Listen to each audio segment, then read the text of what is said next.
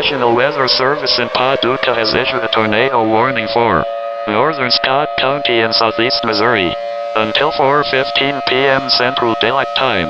At 3:36 p.m. Central Daylight Time, a severe thunderstorm capable of producing a tornado was located near Chaffee and moving east at 45 miles per hour. A funnel cloud was reported near Chaffee by trained storm spotters. Tornado and quarter-size hail. Weather spotters reported funnel cloud. Impact flying debris will be dangerous to those caught without shelter. Mobile homes will be damaged or destroyed. Damage to roofs, windows, and vehicles will occur. Tree damage is likely. This dangerous storm will be near Kelso and Benton around 3:45 p.m. Central Daylight Time. This is an extremely life-threatening situation. Other locations in the warning include Lambert and Commerce. Take cover now. Move to an interior room on the lowest floor of a sturdy building. Avoid windows.